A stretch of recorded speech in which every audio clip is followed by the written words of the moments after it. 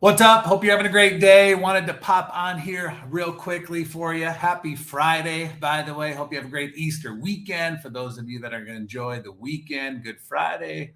Awesome, awesome. So, hey, I wanted to come on here real quick and just talk about the secrets to crafting engaging content that converts. Because if you're in any type of business, real estate, mortgage, financial planners, CPAs, attorneys, consultants, network marketing, affiliate marketing, you might have boutiques, anything you're selling. You might be a digital marketer, have Amazon stores. You need to be able to stop the scroll because we live in such a squirrel world today. This is the way I call it. And because there's so many flying objects of interest out there, so many people posting out there, the list goes on and on. And so I just want to give you 3 quick tips. I'm going to put them up at the beginning, tell you at the end, and I'll kind of run through these. But first tip you want to write down is get to know your audience. That's the first thing we're going to talk about. The second thing is quality over quantity. Talk about that as well. And then, of course, being a perfectionist when it comes to sharing and compelling stories is really what it comes down to. So to get to know your audience, what I want you to understand, it's so important for you to speak to them directly. So you have to find out who your demographics are, what your interests are, what challenges that your audience has so you can tailor it, your content specifically to their wants, needs, and desires. Your job is to find a need and fill it. Talk about the benefits. First of all, let me tell you something. When you're pitching or adding value, first of all, nobody wants to be pitched on social media. I know I don't go on social media because I want to be pitched all the time. I go on there because I want to see what's going on with my friends, going on with people I care about the most, what's going on in the world, and just kind of see what's going on. The last thing I want to do is listen to an infomercial. So that's one thing that you want to understand.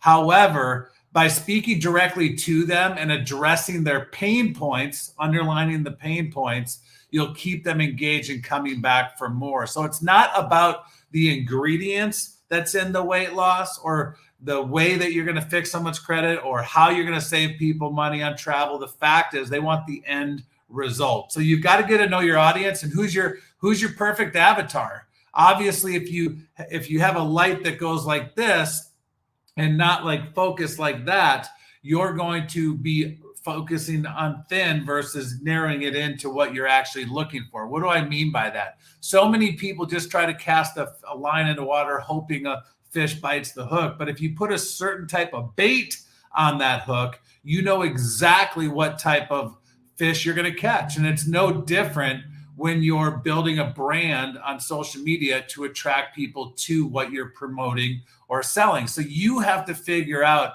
who your demographics are, what the interests are, what the challenges of those audiences are, and tailor make your content to find a need and fill it if that makes sense.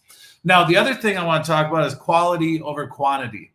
I do post quite a bit. I post 3 to 5 things in my stories every day. I do a reel or a video every day. I do a static post every day. I do my best to invoke conversation, create curiosity, raise resistance. I love posting about the 3 E's. Is it entertaining? Is it empowering? And is it educational? Learned that from my buddy, John. And I always ask those questions to myself first, because I want to deliver quantity or quality over quantity. And so instead of bombarding your audience with endless content, focus on delivering that high quality piece that would resonate with them and you got to craft some compelling and captivating visuals at the same time, because how many of you realize a picture is worth, you filled in the blanks, didn't you? 1,000 words. And so you want to make sure you create and leave a lasting impression on what you're doing, and definitely prioritize the quality with what you're doing. The last thing is, I'm telling you right now, the best salespeople in the world don't even come off as a salesperson because they're genuinely great at sharing stories. Think about that a minute. Facts tell, stories sell. I learned that years ago in my first seminar that I ever went to at the age of 18. They said facts tell, stories sell. People don't care about the facts. They care about the stories, the benefits, the end results. And so that being said, stories have a unique ability to captivate and connect with audiences on a personal level. Think about that. So you have to incorporate case studies, testimonials, add depth and authenticity to your content. Talk about other people winning on your product, on your service, and then talk about people making extra money. And it's not the big stories. It's not Mary lost 300 pounds on our weight loss in 6 months. No, it's about how you lost 5 to 10 pounds in 30 days and you feel great because you didn't have to change many things. That's what it comes to. It's not the, hey, I help, like, for example, I coach, I helped a client create six-figure earners in the last 12 months. That sounds great, but let's be honest, most people won't accomplish that. But could most people, like a stay-at-home mom, make an extra $500 a month working 10 to 15 hours a week from her smartphone? Would you agree that's a much more compelling story than the person that I coach that helped create six-figure earners, and he created over $500,000 in income for himself? That's a great story, don't get me wrong, but most people, 99% of the people, will not relate to that story. But how many of you, drop it in the comments, would relate to an extra $500 or $1,000 a month, helping a stay-at-home mom, a single mom of 3 kids, whatever it might be, create a little base hit win? So it's not about the grand slam stories. You want to make the stories relatable. You want to weave the stories into your messaging, all right? You want to create an emotional, powerful connection that inspires action and engagement. That's what it takes to create a compelling story. You'll mumble those little wins in conversations, which will pique people's interest, raise their resistance. So let's recap. Number 1, get to know your audience, okay? Number 2, because here's the deal. Human first, marketer second. Always remember that. When I reach out to people on social media, they do not believe or anticipate that I'm going to come and approach them and pitch them something. They know I'm genuine and sincere, and that's why I get such a high conversation rate, okay? The second thing is quality over quantity. Think about that. Start thinking about the quality of your work instead of the quantity. It's not about how much content can I push out. It's how much value can I deliver. And then how can you be a professional story collector? See, when I would go to conventions, and on the weekends, I'd go to conventions in arenas, 10, 15, 20,000 people.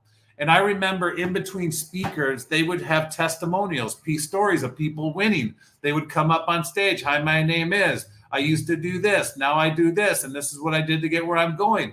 And I would literally, while everybody would get up and go to the bathroom and walk around, talk to their friends in the terminals, I literally would grab my notes and I would be writing down notes about people's stories. And I would be a story collector, and I would go to 4 events a year. And from event to event, all I did is collect stories, and I would drip them out every few weeks into my content. And then people would eventually raise their virtual hand and say, hey, how can I be like that person that got that result? And I'd say, let me show you how. It's real simple. We got a system in place. The only question I have for you, and I would say this all the time, is, are you coachable? Are you teachable? Are you reachable? Are you going to show up? Are you going to do exactly what you want to do to get the result you're living? Or am I going to have to chase you? Because if I have to chase you, I don't want to work with you. But if you want to run with someone that knows what they're doing, I want to run with you. And I would literally have those conversations because I control the space that I occupy. So the question I have for you is, are you going to control the space